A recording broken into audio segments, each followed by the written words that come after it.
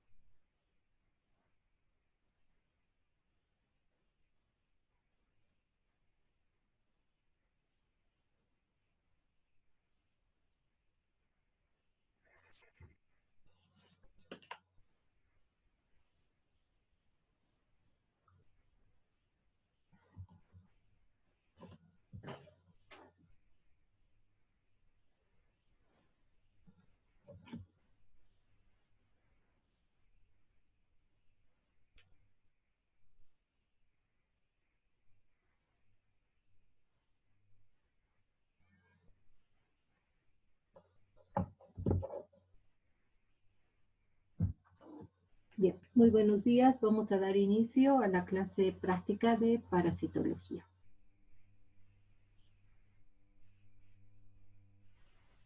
Buen día, doctora.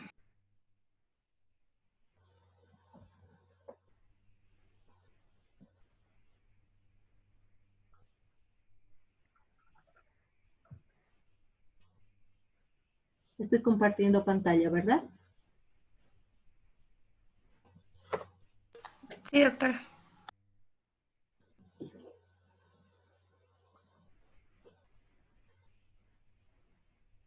Para hacer el diagnóstico parasitológico, ya existen tres cosas que tenemos que tomar en cuenta: la clínica, la epidemiología y el laboratorio. ¿Ya? Esas son las bases para realizar un diagnóstico parasitológico y también, obviamente, un diagnóstico de otras enfermedades. Entonces, ¿a qué me refiero con la clínica? ¿Qué viene siendo la clínica? Todos los síntomas, signos que presenta el paciente. Obviamente, esta clínica, ¿quién va a detectar? ¿Quién va a ser el primero que va a saber qué presenta mi paciente? Va a ser el médico, ¿verdad? Entonces, cuando vaya el paciente a la consulta, ¿qué le va a decir? Tengo dolor abdominal, tengo diarrea, creo que tengo fiebre, ¿no?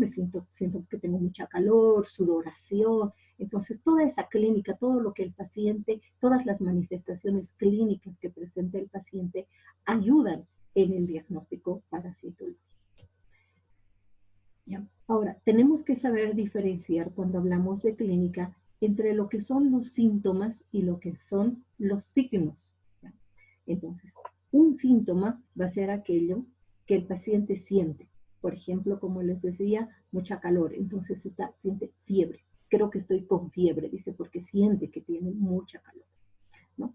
O el dolor que va a presentar, puede ser un dolor abdominal, puede ser una cefalea, ¿verdad? Un dolor de cabeza. Entonces, eso que está sintiendo él son los síntomas. Y los signos es aquello que va a presentar y que le va a llamar la atención. Por ejemplo, ¿en qué sentido? Diarrea. Normalmente un paciente no presenta diarrea. Entonces, al presentar la diarrea, ese es un signo. Doctor, estoy con diarrea, ¿no? Y de pronto dice, tengo deposiciones líquidas y hay moco, hay sangre. Entonces eso nos guía a nosotros y decimos, bueno, este paciente no solo está con diarrea, está con una disentería, ¿verdad? Entonces la clínica juega un papel muy importante. Muchas veces ustedes van a escuchar decir al médico, la clínica manda, ¿no? ¿Por qué? Porque todo lo que está, todas esas manifestaciones clínicas que está presentando el paciente va a ayudar al médico a guiar, ¿no? Sobre qué es lo que puede presentar ese paciente. Entonces, con la clínica dice, a ver, tiene dolor abdominal, tiene diarrea, puede ser una infección intestinal. Pero esa infección intestinal no solamente puede ser por un parásito, puede ser una bacteria o puede ser un virus, ¿verdad?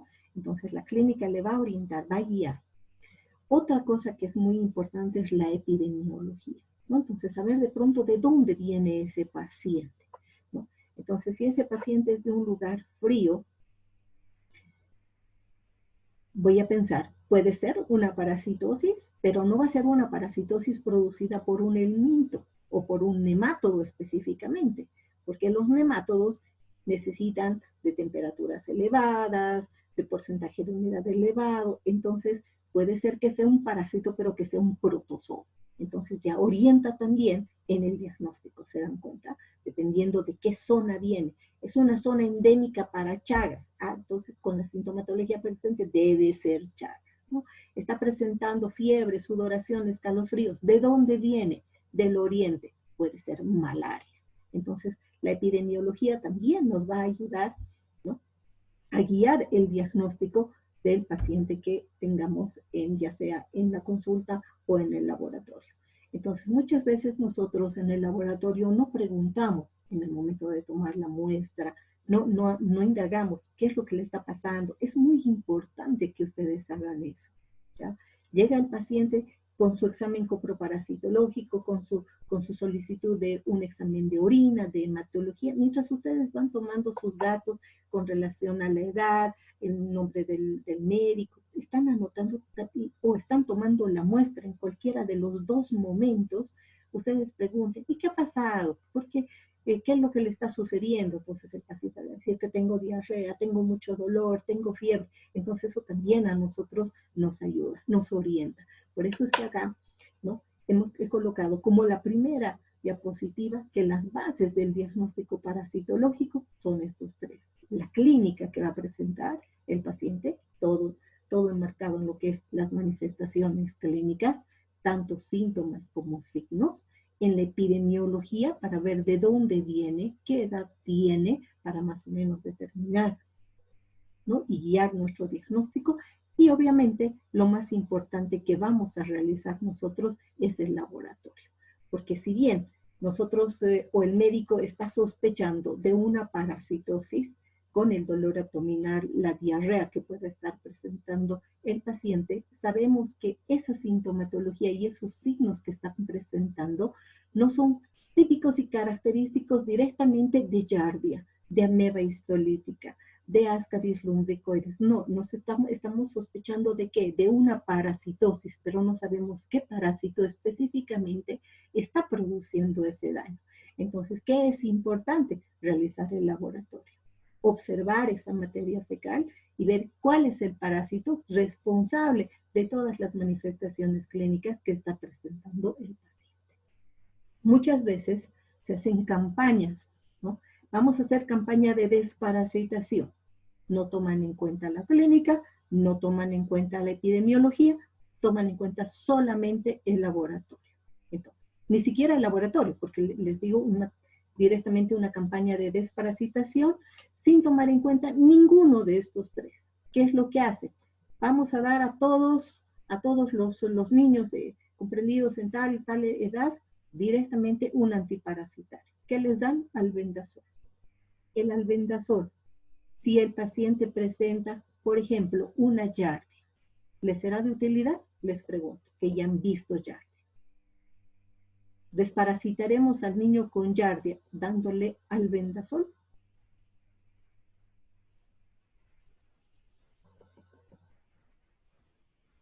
¿Qué dice?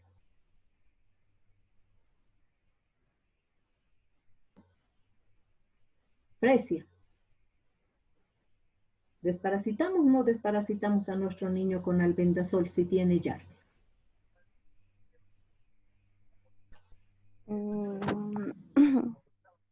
¿Qué opinas? ¿Te acuerdas Yo creo que sí. qué le dábamos a un niño con yardia? ¿Cuál era el tratamiento adecuado? Metronidazol. Exactamente, le dábamos metronidazol. ¿Y por qué le dábamos metronidazol? Porque el metronidazol actuaba a nivel del núcleo, evitando que el parásito se reproduzca, ¿verdad? Entonces, si le damos albendazol, ¿eliminaremos a la yardia? El albendazol actúa a nivel del tegumento, produciendo en un parásito parálisis flácida o parálisis espástica. No, doctora. No, exactamente.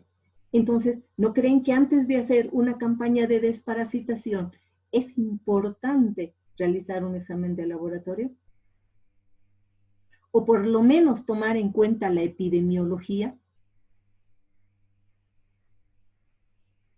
¿Se dan cuenta de la importancia que tendría? Si nosotros realizamos el examen de laboratorio, vamos a saber que si tiene yardia, no le puedo dar albendazol, tendré que darle metronidazol. Y en realidad eso va a suceder con una gran mayoría de los protozoos, ¿verdad? Entonces, si mi paciente tiene protozoos, ¿qué es lo que le tengo que dar? Metronidazol. Si son céstodos, ¿qué le tendré que dar? Ya han visto también céstodos. ¿Me sirve el metronidazol?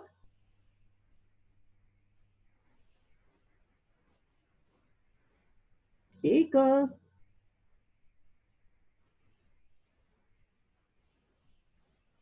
¿Qué le dábamos a una paciente, a un paciente con, por ejemplo, con himenolepis nana? ¿Qué le dábamos?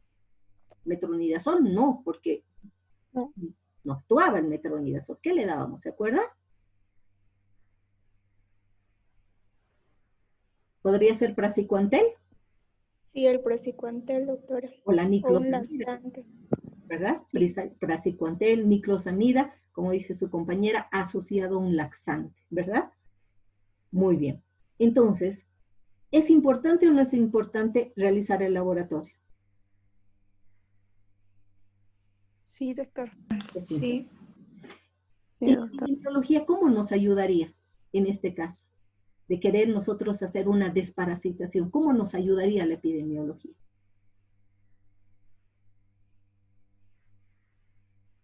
Les daríamos...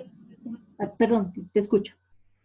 Está preguntando, sabiendo, más viendo la zona donde se haría la desparasitación. Ya, muy bien. Si por ejemplo es en una zona fría, ¿cuál sería tu medicamento que elegirías? ¿Un metronidazol o un albendazol? Metronidazol, Metronidazol. ¿Por qué? porque es un protozoario. Porque lo más seguro es que sean protozoarios. Muy bien. En cambio, si lo que queremos hacer es la desparasitación, por ejemplo, en el Beni, ¿cuál sería nuestra primera opción? ¿Albendazol o metronidazol? Albendazol. Albendazol, porque lo más seguro es que sea un helminto, ¿verdad? Puede ser un ascaris, un trichuris, que está en esos lugares más cálidos y puede hacer lo que vaya a producir. Pero lo mejor es que primero hagamos el laboratorio y cuando sepamos de qué parásito se trata, cuando ya hayamos hecho el reconocimiento del parásito que está produciendo el daño, recién hacer el tratamiento, ¿verdad? Pero ahí se dan cuenta ustedes de la importancia de estas bases de diagnóstico. La clínica, ya les decía, manifestaciones clínicas que presenta el paciente, la epidemiología, de dónde viene, qué edad presenta, y el laboratorio, ¿no? Entonces, el reporte del laboratorio es esencial para saber o elegir adecuadamente el tratamiento que yo voy a dar al paciente. ¿Alguna pregunta?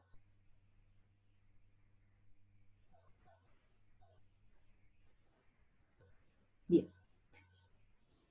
Sabemos que para hacer un diagnóstico tenemos dos métodos, ¿verdad? Tenemos los métodos de diagnóstico directos y tenemos los métodos de diagnóstico indirectos. Los métodos de diagnóstico directos son los que nos van a permitir ver al parásito, ¿no? Entonces aquí estoy viendo, miren, ¿lo conocen este? Se los he mostrado el sábado.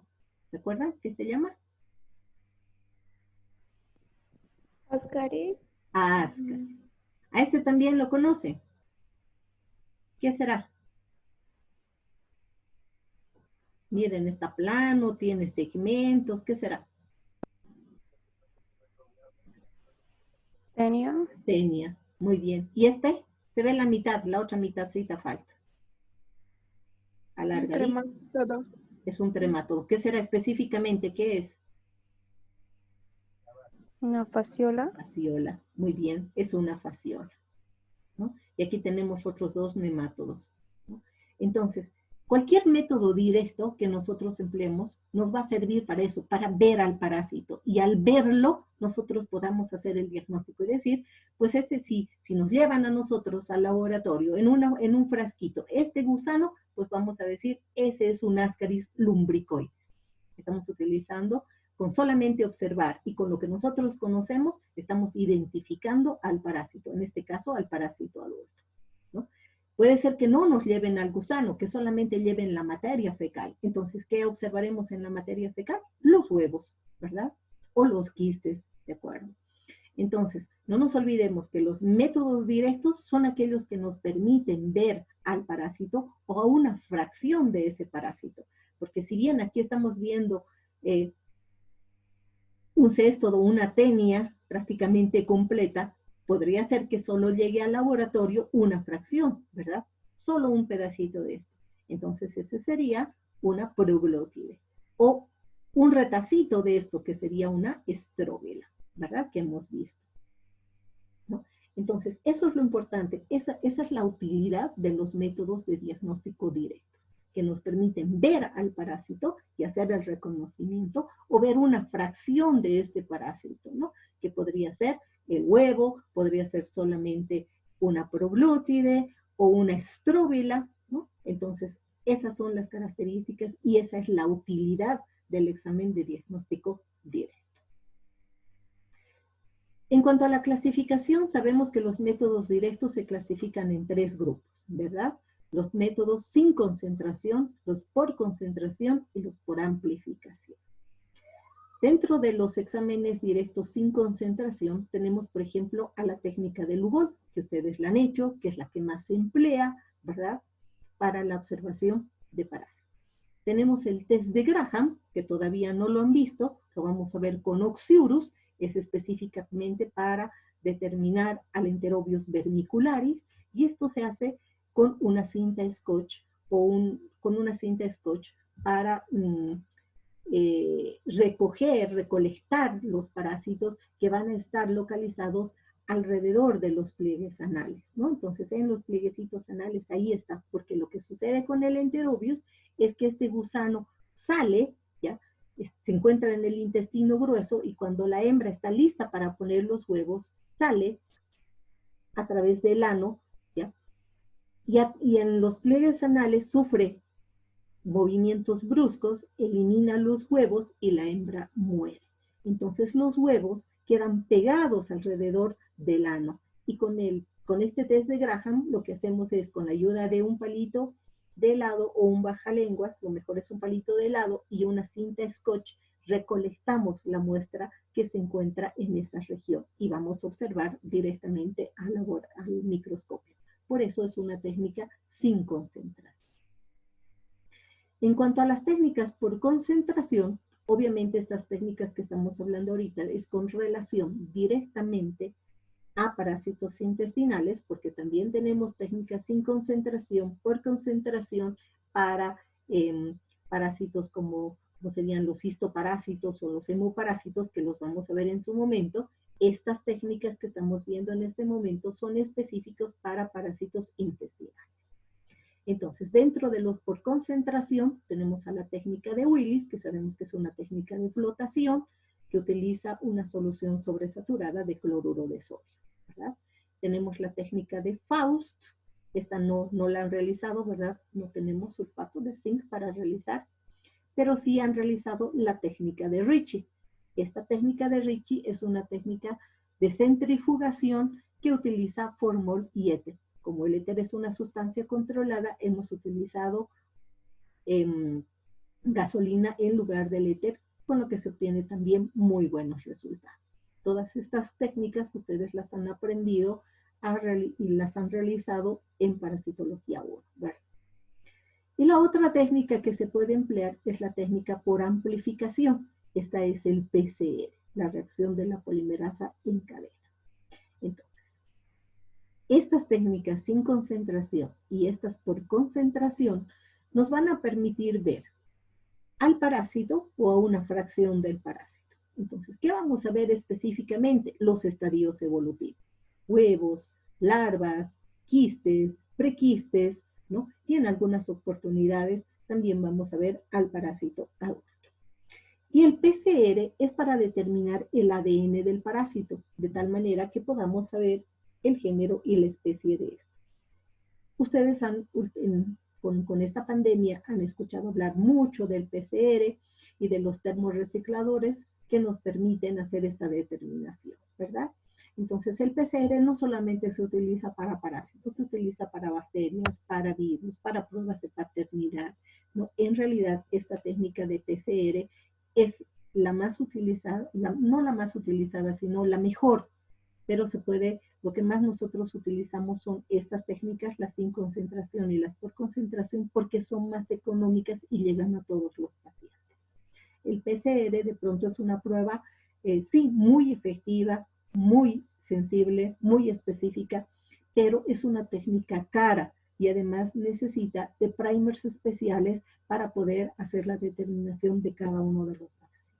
Entonces, no existe un termociclador para poder realizar PCR en todos los laboratorios, pero sí tenemos un microscopio con el que tranquilamente podemos hacer las técnicas sin concentración o las técnicas por concentración. ¿Qué es importante? Nosotros como bioquímicos tenemos que siempre pensar en que tenemos que dar un resultado del laboratorio que sea bueno, ¿no? Un examen de laboratorio que le brinde al médico la posibilidad de hacer un tratamiento adecuado. Entonces, es mejor que siempre utilicemos técnicas por concentración. Son rápidas, son fáciles de realizar. La única que digamos es un poquito más larga es Ritchie, pero Willis es sumamente fácil. Entonces, para que nosotros tengamos la seguridad de que el reporte que estamos realizando es realmente el correcto, entonces es importante realizar los exámenes por concentración. Yo les aconsejo siempre realizar un examen por concentración. Cuando el médico nos pide realizar un examen coproparasitológico, rara vez nos especifica si quiere que sea ese por concentración o sin concentración. Pide simplemente un examen coproparasitológico. A veces se especifica que este sea un coproparasitológico simple o sea un serial. Sabemos que si pide un examen coproparasitológico simple, va a ser solamente una muestra. Y si es seriado, eso implica que debemos darle 3 frasquitos para que recolecte las muestras 3 días seguidos. Yo les aconsejo que nunca den al paciente los 3 frascos el primer día. ¿Por qué?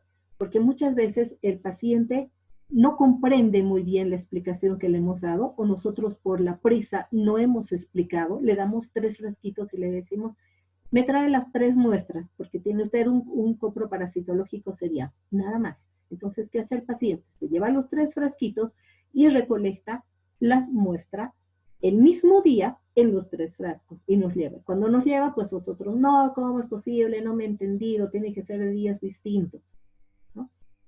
Entonces es importante, o ¿qué hace el paciente? No es la misma muestra, no tiene que ser la misma muestra, no es la misma muestra. Este frasquito 1 es de la mañana, este es de la tarde y este es de la noche. Nos ha llevado 3, pero no era lo que queríamos, ¿verdad? Nosotros queríamos que sean de días distintos o de días alternos, días consecutivos o días alternos. Entonces es importante explicarle bien, ¿no? Y para evitar esos errores, decirle, o sea, darle de uno en uno, trae el frasquito, le damos para la siguiente. Vuelve a traer la segunda muestra, le damos para la tercera. Y siempre explicarle la cantidad de muestra que debe llevar y la forma en la que tiene que tomar esa muestra. ¿Alguno de ustedes me puede decir cuáles son esas indicaciones que hay que dar al paciente con relación a la cantidad y a la forma de tomar la muestra?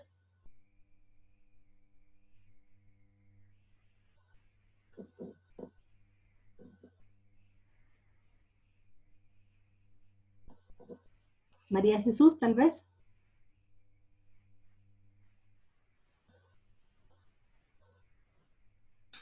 La muestra tiene que ser reciente y otro tiene que, la muestra no tiene que ser espontánea, no debe usar ningún laxante. La muestra debe ser en cantidad suficiente. La ¿Cuánto es muestra suficiente, María Jesús? ¿Cuánto para ti es suficiente? Para mí suficiente puede ser todo lo que entre en una lata de leche. del frasquito en la mitad. ¿Ya? No podríamos hacer alguna comparación como para que más o menos sepa la cantidad con algo, comparando con algo.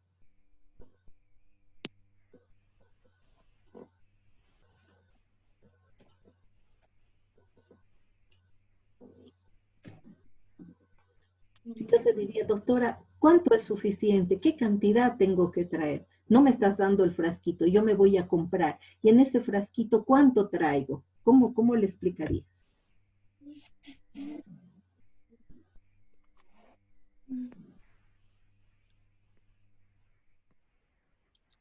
Cuando mi mamá ha ido al laboratorio, más que todo, la doctora le decía como una muestra de una arveja, pero un poquito más grande. Ya. Y tú ahora, como futura bioquímica, y que ya has hecho, ya has hecho estas técnicas, ¿crees que el tamaño de una arvejita es suficiente?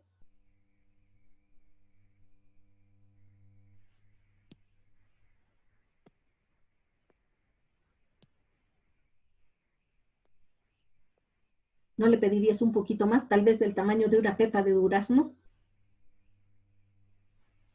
Yo creo que sí.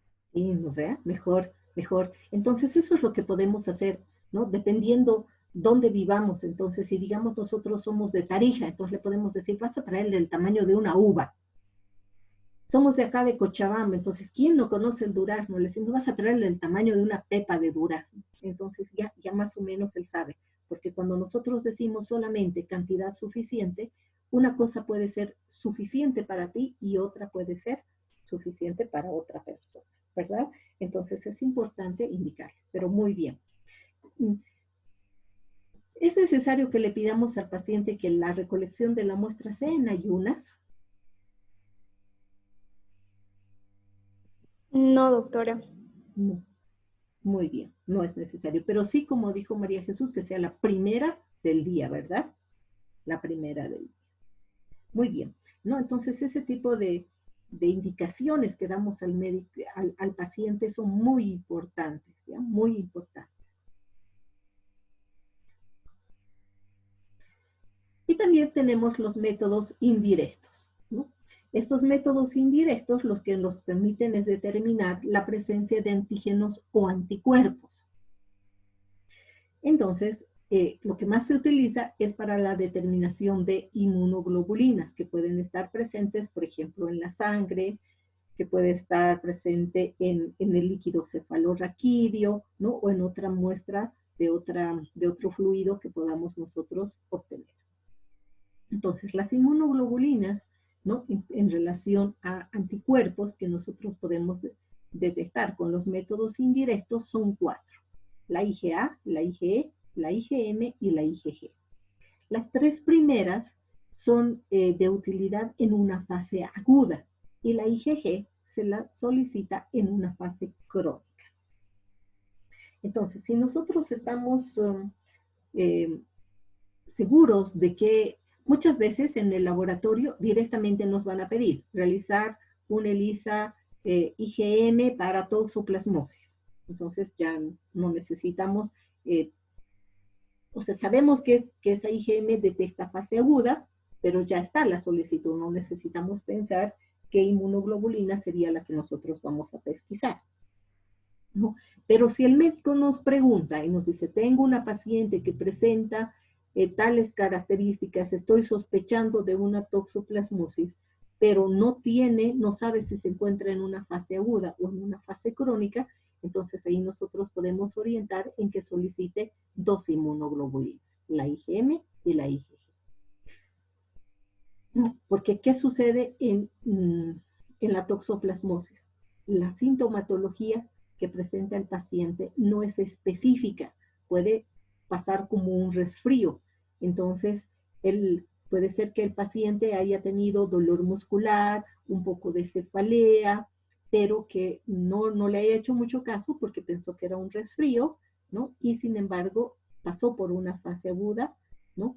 Y ya está ingresando en una fase crónica y necesitamos hacer la pesquisa de ambas para saber específicamente en cuál de estas va a presentar un valor más alto. Si la IgM, que nos indique una fase aguda, o la IgG, que nos señale una fase crónica, y de esa manera el médico puede hacer el tratamiento. Algo muy importante, pero, es que nosotros nos acordemos que estas 3 inmunoglobulinas, la IgA, la IgE y la IgM, son las inmunoglobulinas que nos ayudan a pesquisar una parasitosis en una fase aguda.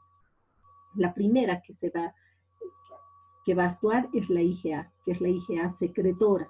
Entonces esto vamos a ir viendo, especialmente con los nemátodos, cómo es que esta va a ir actuando. Y luego la que se queda más tiempo en nuestro organismo en fase aguda es la IgE.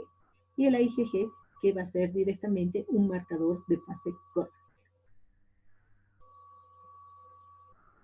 También tenemos las técnicas de inmunofluorescencia, el IFI, ¿verdad? Que lo que hace es utilizar proteínas marcadas con fluorocromos, ¿no? Que al ser expuestas a una determinada longitud de onda van a producir una excitación, una fluorescencia, y vamos a tener la emisión de la luz y vamos a poder verlo al parásito. Entonces, estas técnicas de inmunofluorescencia, IFI, utilizan generalmente el naranja de acridina o el verde malaquita y observamos a los parásitos teñidos o de anaranjado o de verde. Tenemos la radioinmunofluorescencia indirecta, que es el RIFI, también técnicas de radioinmunoensayo, tanto para la detección de antígenos o anticuerpos. En este caso, en las técnicas de radioinmunoensayo, ya sea los antígenos o los anticuerpos van a estar marcados con radioisótopos como el carbono 14, ¿no? El hidrógeno 3, el fósforo 32 y demás. Entonces, estos son los que se utilizan. Luego tenemos el RIE, que es el radioinmunoensayo, y los más utilizados y lo que más se utiliza son las famosas técnicas de ELISA, ¿no? También tenemos aquí el inmunoensayo enzimático, que también se utiliza, pero lo que más son los ELISA, ¿no? Hay el ELISA directo, el ELISA indirecto, el ELISA tipo sándwich, el DOT ELISA, ¿no? Entonces, cada uno de estos tiene ciertas características que nos permiten determinar la presencia, ya sea de antígenos o de anticuerpos. Acá tenemos que el ELISA directo se utiliza para la detección de antígenos y el ELISA indirecto para la detección de anticuerpos. Y esto ya lo vimos cuando hablamos de amebas, de Giardia. Entonces, ¿en qué caso solicitábamos el ELISA directo? Sabemos que cuando nosotros realizamos un ELISA directo y lo que vamos a detectar son los antígenos, entonces la muestra tiene que ser heces. En cambio, cuando vamos a realizar un ELISA indirecto para la determinación de anticuerpos, nuestra muestra tiene que ser sangre, ¿verdad? Y otros exámenes que también podemos realizar es la hemoglutinación indirecta. Pero la hemoglutinación indirecta no existe para una amplia variedad de parásitos. Entonces vamos a utilizar especialmente para la detección del Trypanosoma cruzi, en el caso de una sospecha de enfermedad de Chagas. También podemos utilizar para la detección del Toxoplasma gondii en caso de una sospecha de toxoplasmosis. Bueno, en realidad cada uno de estos vamos a ir viendo qué utilidad tiene de acuerdo a la parasitosis que estemos estudiando. Entonces, en algunos casos indicaremos que lo ideal es realizar un examen directo, ¿no? ¿Y qué examen directo? Si va a ser uno de flotación, uno por concentración, y eso va a depender de qué, de las características del huevo o del parásito que nosotros queramos identificar.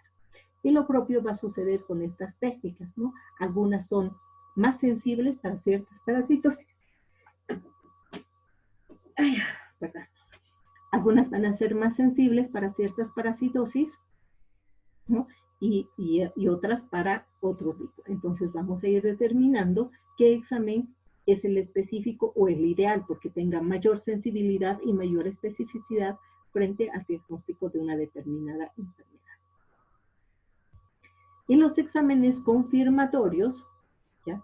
Son dos. Tenemos al Western blot y al inmunoblot, o que también se llama inmunoelectrotransferencia.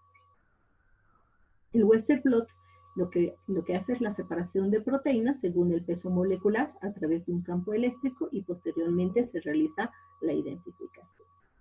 Estas son técnicas un poquito más caras que antes no se realizaban con mucha frecuencia. Ahora ya los laboratorios tienen para realizar el Western blot, pero son métodos de diagnóstico un poco más caros. Entonces, no tenemos que partir por un examen confirmatorio.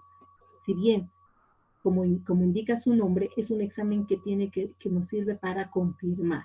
Entonces, para diagnóstico, tenemos las otras que hemos visto. Para hacer un diagnóstico partimos o de un examen directo o de un examen indirecto, dependiendo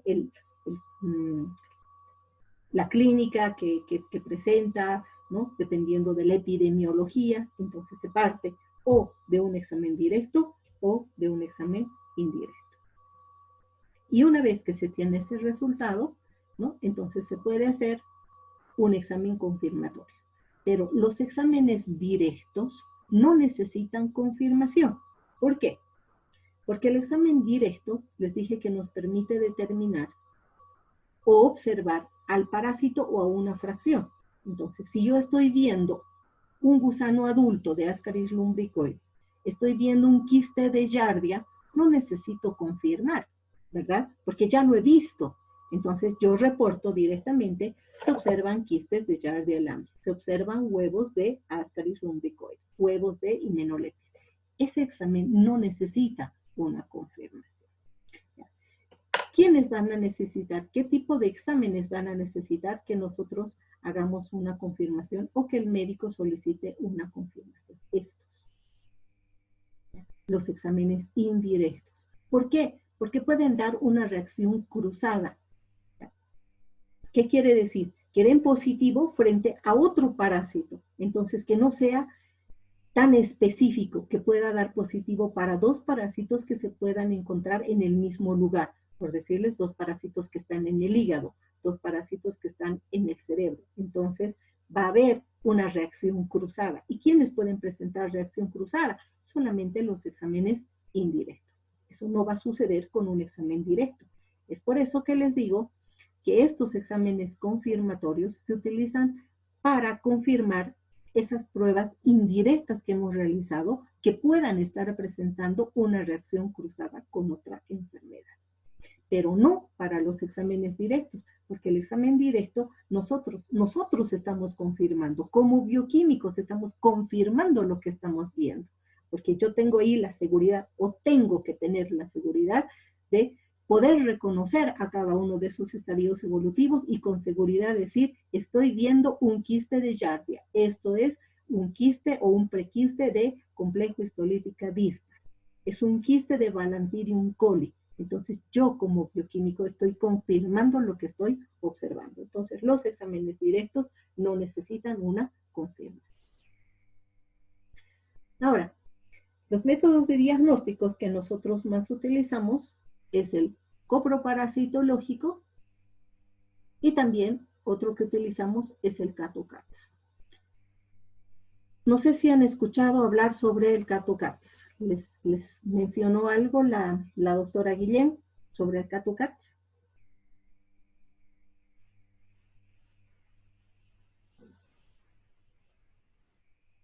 ¿Lisette?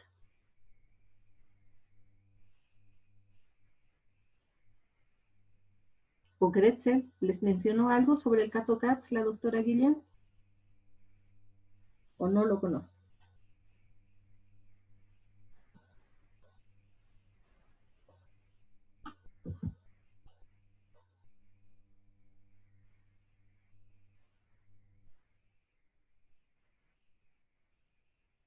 Marisol. Jairo. A ver, respondan, chicos. Se han dormido. Me han dejado solita. No, doctora, que yo recuerde, no recuerdo que haya mencionado del CATO-CATS. Pero sí el coproparasitológico, ¿verdad? Sí. Ya. ¿Para qué nos sirve el coproparasitológico?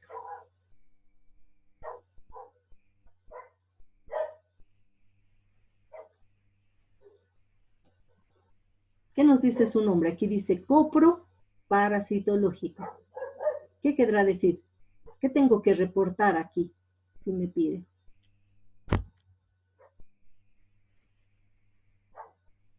Detección de parásitos Detección de parásitos, ¿en dónde? en las heces. Exacto. Muy bien. Eso es lo que implica, ¿verdad? Mi muestra es heces, por eso está copro. ¿Qué voy a buscar en esas heces? Parásitos. Listo. Ese es un coproparasitológico. Entonces, tenemos que tener el cuidado de que cuando nosotros realizamos un coproparasitológico, no es necesario que indiquemos la flora está, a ver, se observan bacterias en abundante cantidad. No. ¿Por qué? Porque esto, ¿qué es lo que nos pide?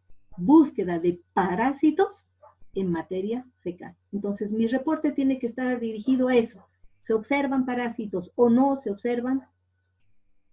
¿No? Los parásitos. No se observan formas parasitarias, que es la forma correcta de reportar. ¿Ya? Entonces, este coproparasitológico, como les decía, es la búsqueda de parásitos en la materia fecal. Y es un examen cualitativo. ¿Por qué es un examen cualitativo? Porque yo agarro y digo, observo y reporto. Se observan quistes de Giardia, se observan prequistes del complejo histolítica dispar, se observan trofozoitos de tricomona vaginales. Pero no estoy diciendo cuántos. No digo se observan 3 trofozoitos de tricomona vaginales. Se observan 15 quistes de Giardia, ¿verdad? No hacemos ese reporte. O sea, por eso decimos que es cualitativo. Reportamos en un examen coproparasitológico todo lo que observamos en esa materia fecal. ¿Pero con relación a qué? A los parásitos. O sea, todos los parásitos que yo observo los reporto en un examen coproparasitológico. Y ese es un examen de tipo cualitativo. ¿Cómo voy a hacer el reporte? Colocando el género y la especie. Entonces, género y especie. Si es lo que estoy observando son Giardias. Lo primero que tengo que colocar es el estadio evolutivo de lo que estoy observando. Entonces, ¿qué estoy observando de las Giardias? Hay 2 opciones. Que esté viendo los quistes o que esté viendo los trofozoitos. Entonces, si estoy viendo quistes, lo primero que pongo es, se observan quistes, ¿no? ¿De quién? Género, Giardia, como está aquí, con mayúscula. Y luego la especie, ¿a qué especie es? Giardia lambia, con minúscula. Ese es el reporte que debemos realizar en un coproparasitológico. ¿Qué estadio evolutivo estoy observando? Huevo. ¿De qué? Hymenopletis. Hymenopletis es el género con mayúscula. ¿Qué especie es? Diminuta. Diminuta la especie con minúscula. Entonces, eso es muy importante y quiero que desde esta, que es la primera clase, tomen en cuenta. ¿Ya? Cuando yo les pido que ustedes hagan el reconocimiento en los exámenes de un parásito, tiene que estar así. El estadio evolutivo, el género con mayúscula, la especie con minúscula. Y bien escrito. Así que tomen muy en cuenta, nosotros somos bioquímicos, nosotros tenemos que conocer el nombre correcto del parásito y escribirlo de manera correcta en el reporte que vamos a mandar al médico. Entonces, no es escribir como yo quiero, es escribir bien, correctamente el nombre del parásito, colocando primeramente el estadio evolutivo, el género con mayúscula y la especie con minúscula. Esto lo vamos a ir practicando y vamos a ir viendo a lo largo del semestre. Pero muy importante que siempre tomen en cuenta. Ahora, ¿qué es el CATO-CATS? El CATO-CATS es también un método de diagnóstico, pero es cuantitativo, ¿ya? ¿Por qué cuantitativo? Porque cuando el médico me solicita un CATO-CATS, el reporte no tiene que decir solamente se observan huevos de Hymenopletis nana. Tengo que decir cuántos huevos se observan por gramo de heces. Entonces es una técnica que me permite determinar la cantidad de huevos en un gramo de heces. Obviamente les voy a enseñar cómo se realiza y cómo se hace el reporte. Entonces, ¿qué es lo que hago en un CATO-CATS? Tengo que tomar la muestra que sea la cantidad de 1 gramo, que no la voy a pesar, voy a tener yo una rejillita en la cual voy a colocar, voy a pasar, primero voy a tamizar la muestra para que no tenga restos de alimentos, lo que serían la lientería, va a pasar solamente la parte, como diríamos, líquida, ¿no? Si está pastosita igual, pero que solamente, que no tenga restos de alimentos, que no haya lientería, esa cantidad. De ahí voy a colocar en un pequeño envase la cantidad que sería 1 gramo, que ya está determinado, y luego coloco, o sea, continúo con la técnica y hago el recuento de los huevos. Entonces, ¿cuál va a ser la diferencia? Que el coproparasitológico solamente me dice se observan huevos de Hymenopletis. El CATO-CATS me va a decir se observan 15 huevos por gramo de heces o se observan 150 huevos por gramo de heces, ¿no? El reporte va a ser similar, porque si bien yo voy a colocar, o sea, yo voy a decir la cantidad, ¿no? Se observan 100 huevos, igual estoy agarrando e indicando qué estadio evolutivo estoy observando. Huevos.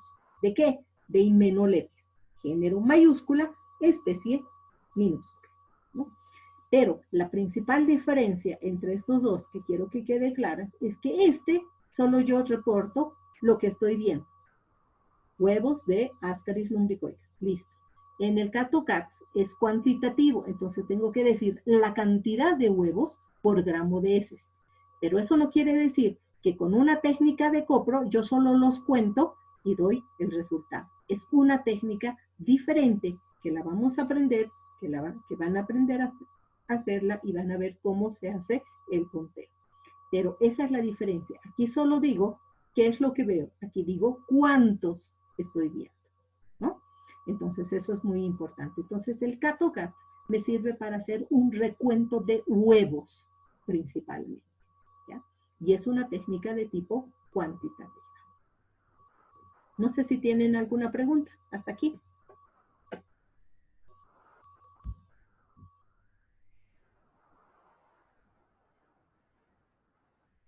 ¿No hay preguntas? No, doctor. Ok. Y ahora vamos a ver al parásito que lo hemos estudiado el día sábado, ¿no? Que es el Ascaris lumbricoides. ¿Qué sabemos del Ascaris lumbricoides? ¿Cuál es más grande? ¿La hembra o el macho? La hembra. La hembra. Muy bien. ¿Cuánto puede medir una hembra? Dijimos entre 20 a 35 centímetros más o menos, ¿verdad? Y el macho es un poco más pequeñito, que puede medir entre 15 a 30. ¿Cómo podemos diferenciar a una hembra de un macho?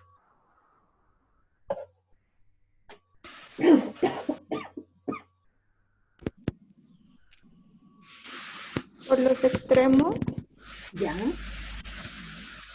¿Por qué extremo específicamente?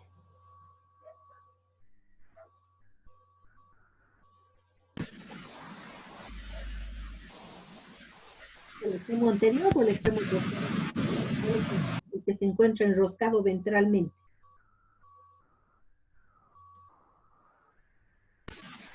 el extremo posterior. Pues, El extremo posterior, aquí, ¿verdad? Este es un macho. Esta vendría siendo una hembra y aquí observamos que los dos extremos están rectos.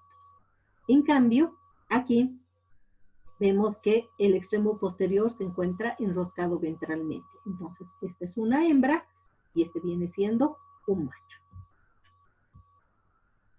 Entonces les dije que pueden ser de un color blanquecino, que pueden ser de un color rosa anacarado, ¿verdad? Y ahí los tenemos a los ejemplares adultos de Ascaris.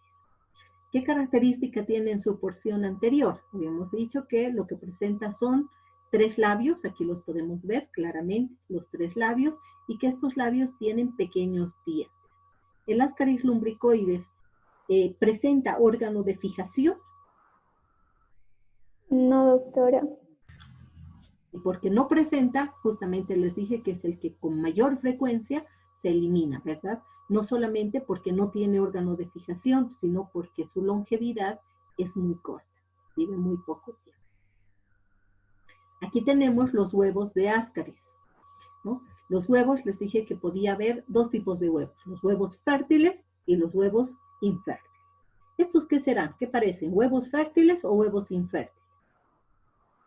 Fértiles. Fértiles. Los huevos fértiles tienen la característica de presentar 3 capas, ¿verdad? La capa interna, vitelina, aquí está. La capa media, gruesa y transparente. Y la capa externa, ¿no? Albuminoide, que es festoneada, en este caso, aquí lisa, y por lo tanto este sería un huevo mamelonado. En cambio este, porque como la capa externa está lisa, es un huevo decorticado, ¿verdad? Entonces, ambos son huevos fértiles. Tenemos capa interna, vitelina, de consistencia lipídica. Características o propiedades de esta capa interna: alimentar y proteger a la futura larva. Aquí tenemos la capa media, gruesa y transparente, y la capa externa, que en este caso es lisa. Este es un huevo mamelonado y este es un huevo decorticado. Entonces, ¿cómo yo voy a identificar y cómo voy a reportar este huevo? Entonces, este huevo nosotros tendríamos que primero indicar les dije, el estadio evolutivo. Entonces, lo primero que ponemos es, se observan huevos. Luego nos fijamos, ¿cuántas capas tiene? 1, 2, 3. Entonces, es un huevo fértil. Huevo fértil. ¿Cómo es? ¿Mamelonado o decorticado? Mamelonado. Mamelonado. Muy bien. Me fijo en el interior. ¿Tiene larva? ¿Hay larva aquí adentro? ¿Se ve una larvita? No, ¿no ve? No hay nada. No. Entonces es inmaduro. ¿Se acuerdan que les dije que los huevos que salen en la materia fecal son huevos inmaduros? ¿Necesitan de qué? De la tierra, de la humedad, para que madure. Entonces este es un huevo mamelonado, fértil, inmaduro, ¿de qué? De Ascaris lumbricoides. En cambio este, ¿qué sería? ¿Cómo está la capa externa? Decorticado. Decorticado. Ya, es un huevo decorticado. ¿Es fértil o infértil? Fértil. Fértil. ¿Por qué es fértil? Porque tiene Porque Porque presenta las 3 capas. tres Muy capas. bien, porque presenta las 3 capas. ¿Es inmaduro o es maduro? ¿Tiene larva? Inmaduro. No. Entonces es No. inmaduro. ¿Se dan cuenta? Entonces, para ustedes realizar el reporte de estos huevos, lo primero que tienen que fijarse es cómo está la capa externa. Entonces, la capa, en este caso, mamelonada. Para saber si es fértil o infértil, cuento. Capa interna, capa media, gruesa. Entonces, tiene 3 capas, es huevo fértil. Me fijo en el interior, ¿tiene larva? No tiene larva, por lo tanto es inmaduro. Lo propio aquí, me fijo en la capa externa. ¿Cómo es la capa externa? Lisa, por lo tanto es decorticada. ¿Tiene 3 capas? Sí. Aquí veo la primera, aquí está la segunda, aquí está la tercera. Por lo tanto es fértil. Me fijo en el interior. ¿Tiene larva? No tiene larva, por lo tanto es inmaduro. Aquí. Son huevos infértiles. ¿Todos? Mm, No. no, Este, 2 son infértiles y 1 fértil. este eso es es infértil, infértil. ¿Por qué es infértil? porque no tiene las 3 capas. Exactamente. Solamente tiene la capa media y la capa externa, ¿verdad? Y es más alargado y demás. Aquí, ¿cuál es fértil? ¿Este? Fértil, ese es fértil. Este es fértil. ¿Y este? Infértil. Infértil. Muy bien. Infértil. ¿Y este huevo fértil, me lo podrían nombrar? ¿Cómo lo nombrarían? ¿Es mamelonado o es decorticado? Mamelonado. Mamelonado. Muy bien. Es un huevo mamelonado. Luego, ya me han dicho fértil Inmaduro. y Es maduro. inmaduro. Ya, a ver, completo, nómbrenlo completo. Es un huevo fértil, mamelonado, inmaduro de Ascaris lumbricoides. Exacto, exacto. Y mejor si empiezas primero indicando la capa externa, o sea, un huevo mamelonado, fértil, inmaduro de Ascaris lumbricoides. Muy bien. A ver, ¿quién me ayuda con este? ¿Qué será?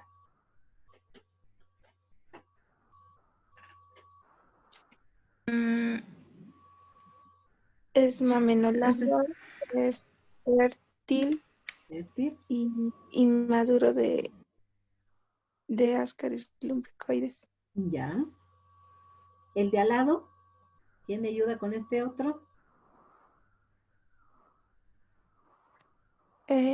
Es mamelonado, es fértil y es maduro. Maduro, De, ¿verdad? Ya se observa sí, la larva, ¿han visto? Que es fácil determinar, ya se observa la larva en el interior, ¿verdad? Muy bien. Aquí, Es un huevo decorticado, infértil, inmaduro y ¿este? sí. es fértil. Es fértil, es fértil. Es fértil porque tiene 3 capas. Exactamente. A ver, nómbrenlo. De nuevo. Vamos, anímense. Huevo decorticado, fértil, inmaduro de Ascaris lumbricoides. Perfecto. Este de acá.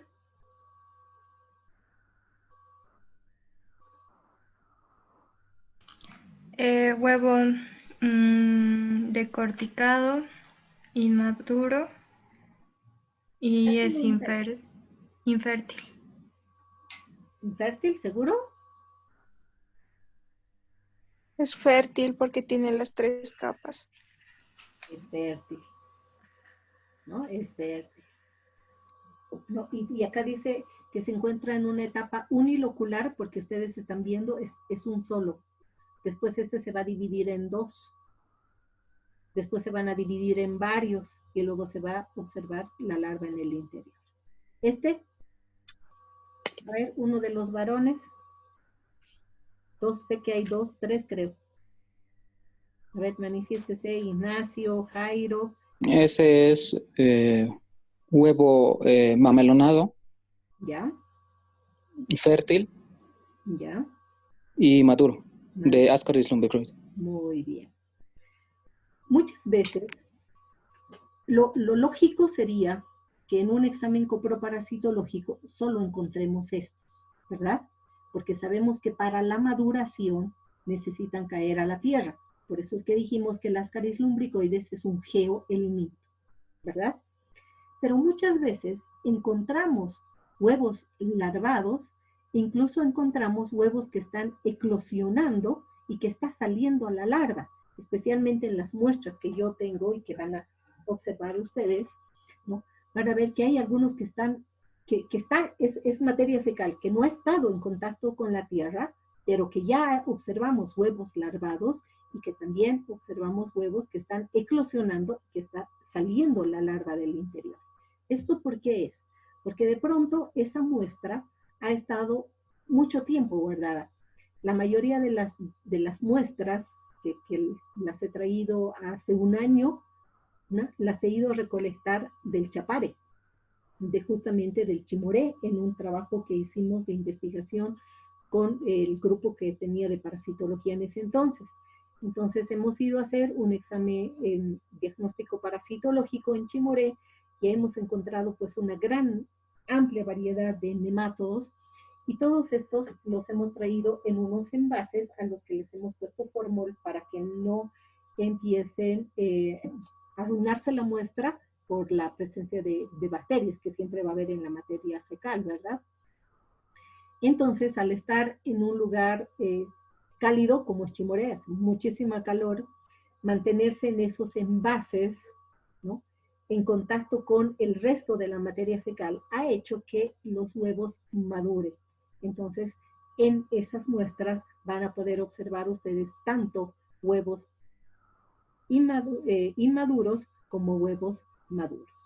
Ahora, en otros pacientes que traen las muestras recientes de la mañana, en la mañana ya y llega en una hora, por decirles, después de haber sido tomadas, generalmente vamos a encontrar huevos inmaduros, ya sean mamelonados o sean decorticados.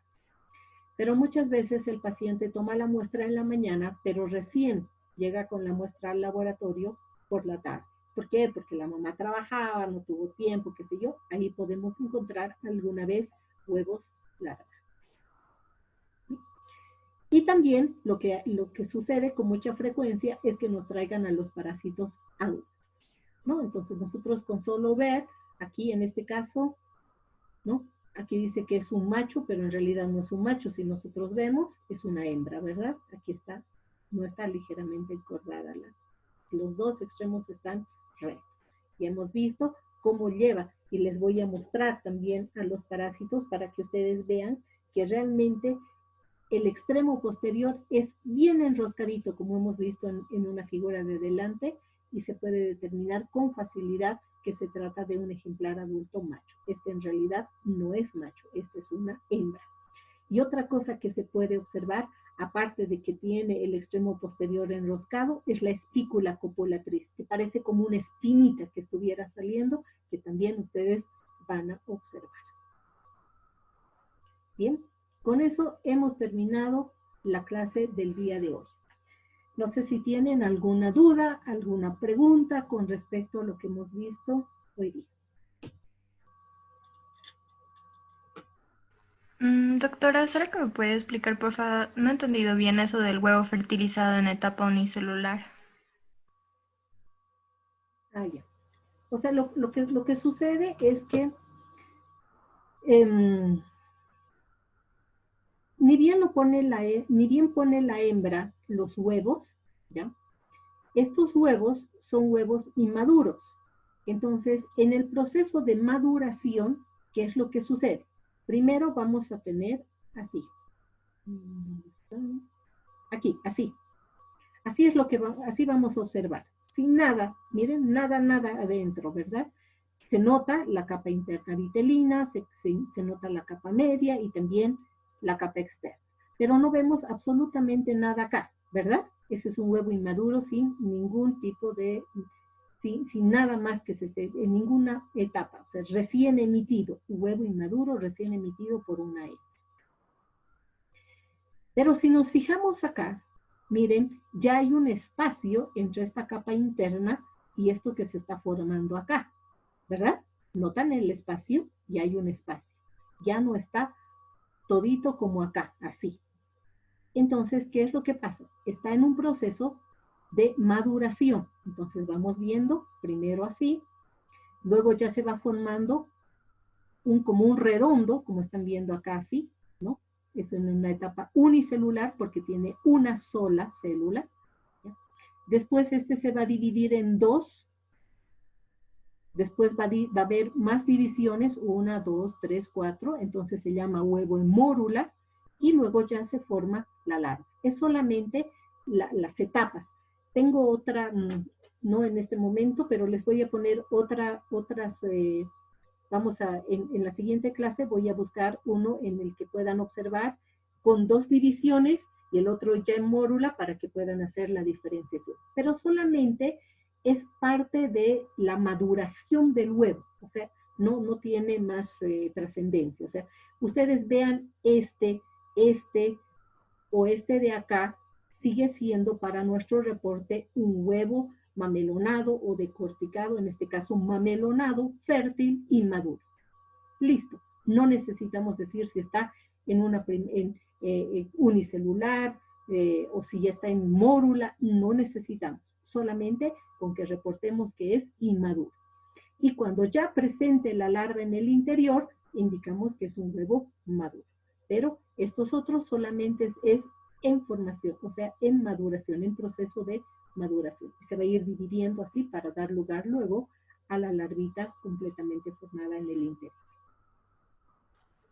Muchas gracias, doctora. Nada. ¿Alguna otra duda?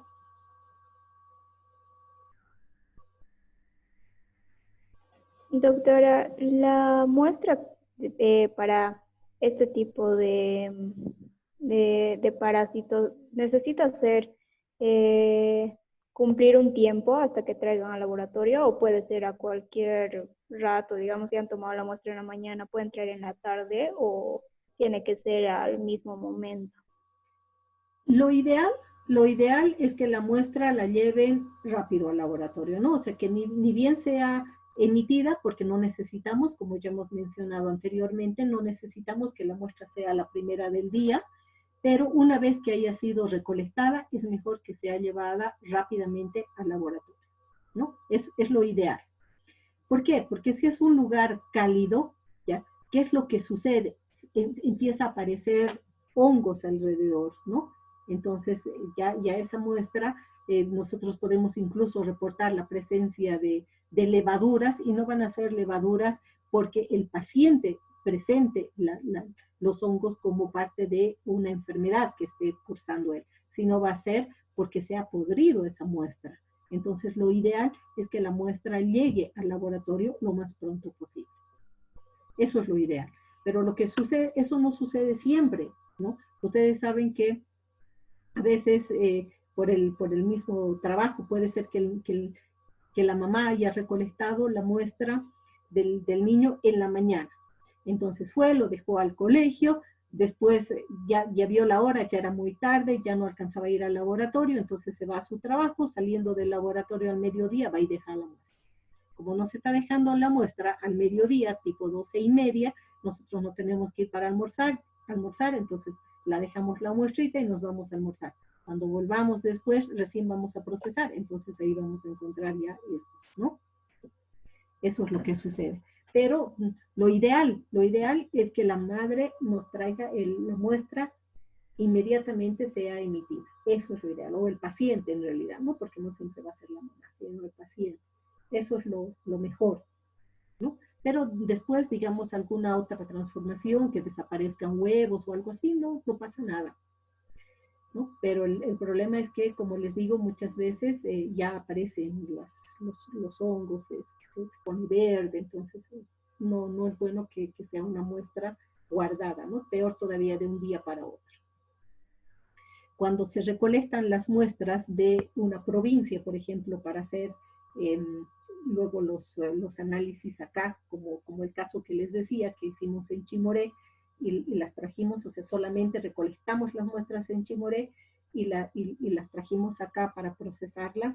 Obviamente no las hemos procesado en el mismo día, porque ir hasta Chimoré pues, es lejitos, ¿verdad?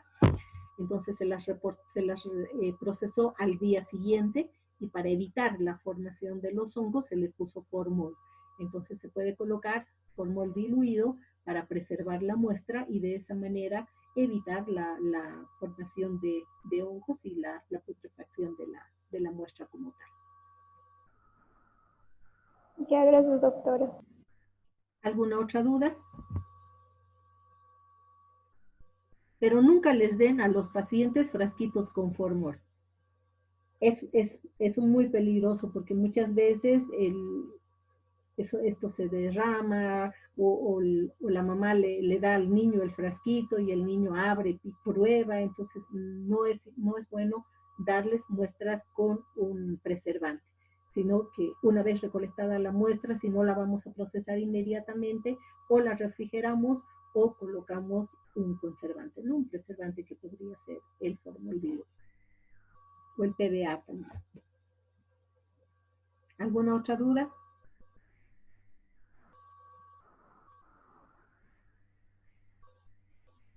¿No hay dudas?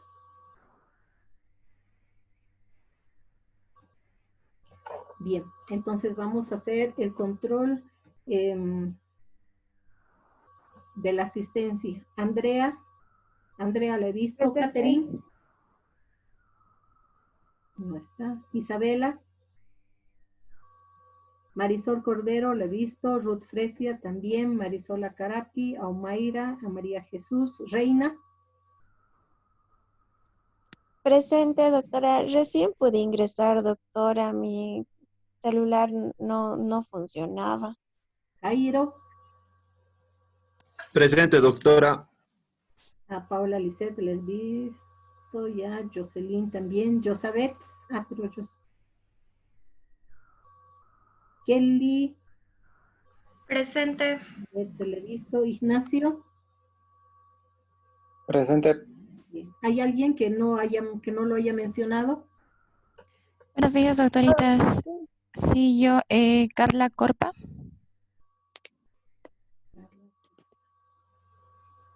Es la primera clase, ¿no? Sí, doctorita. Ok, ¿listo? ¿Alguien más? Candy Soria, doctora.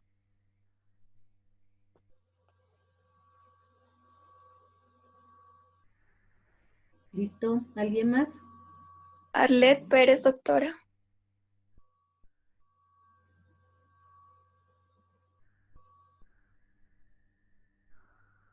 Bien, ¿alguien más? Doctora Gretzel Fernández. Ya estás, Gretzel. Ya vi tu... ¿Alguien más?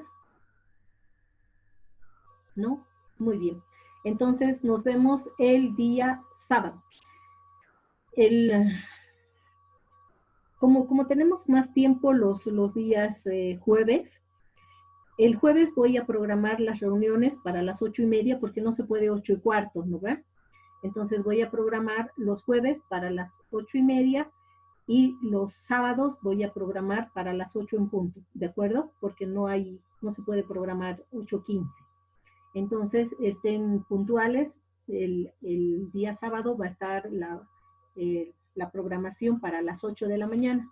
Ahora vamos a utilizar, no se sorprendan, les va a llegar la mayoría de las veces la invitación como Rotary Concordia, pero es las clases de parásito, ¿ya? Porque con esa cuenta tenemos para evitar el que se corte a cada momento.